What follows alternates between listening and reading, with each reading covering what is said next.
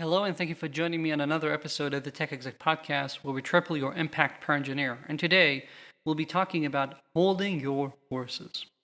But before we get to that, this is Aviv from the future letting you know that I have a new offering that has 50% off for a limited time, and I want to make sure you're not going to miss out on that.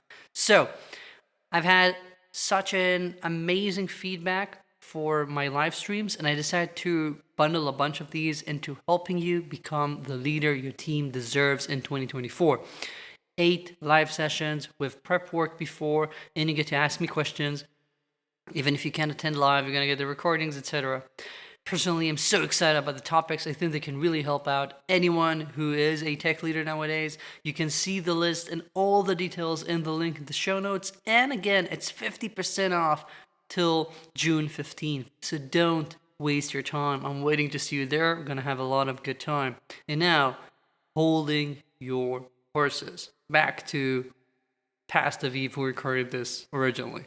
If there's something that I really, really think people need more of, is the ability to just wait on a decision.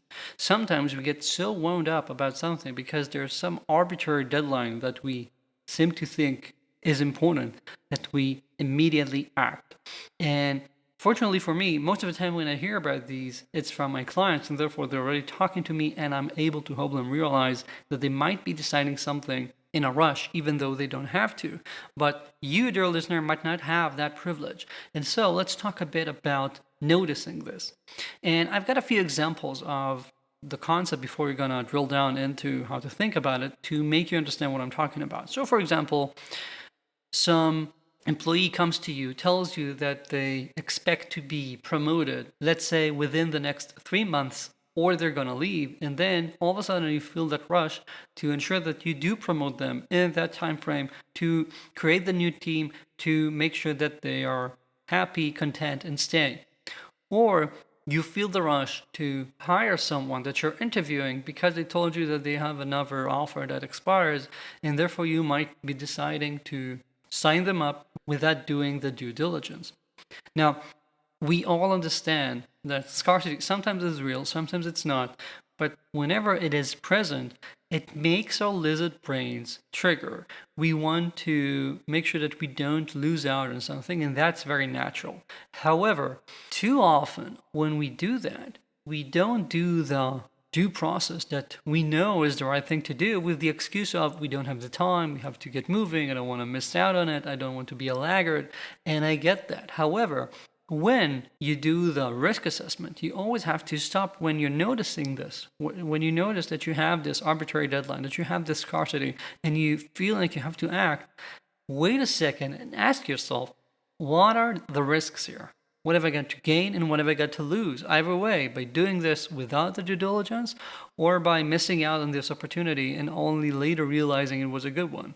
You have to do this due diligence and consider the risks. So, if we're talking about a conference and you're seeing that there are only a few seats left, at the end of the day, I'm guessing it's just the cost of a day of your time and a ticket. Fine. Even if it's not that great of a conference, you're going to be okay. However, if you're going to be hiring a new director or VP into your organization without having done the back channeling to make sure that this person is who they claim to be and have the experience they said they have, that's going to be a very costly mistake, something that can impact your team for months into the future. And therefore, I would rather hold my horses. The same goes with promoting someone and creating a team just to appease someone. Hold your horses. Would you have done this? And this is the question I ask people. If you didn't have the deadline, would you still have done this? Would you still believe this was the right thing to do? Would you have created that team this quarter without the rush? No? Okay, so if not, you're gonna have to make a real case for why this is the right thing to do right now. If you're gonna create a new team, let's say within 4 months, and now we're talking about making it a month early, okay, I'm guessing that's fine, no too big of a deal. However, if you did intend to create a team and you're creating a team that's way too small, it doesn't really have its own scope just to make that person stay, that's wrong. That is not what you need to be doing.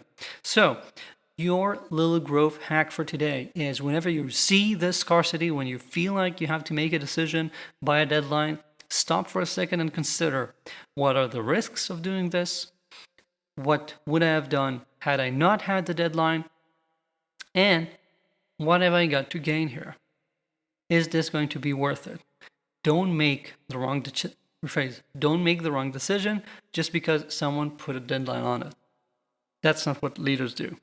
That's it for this week. Thank you for joining me. As always, if you want to get more of these growth opportunities and get more of my content, check out my newsletter. The link is in the show notes. If you want to grow even faster with someone like me by your side, reach out to me. My email is in the show notes. Thank you. I'll be here next week.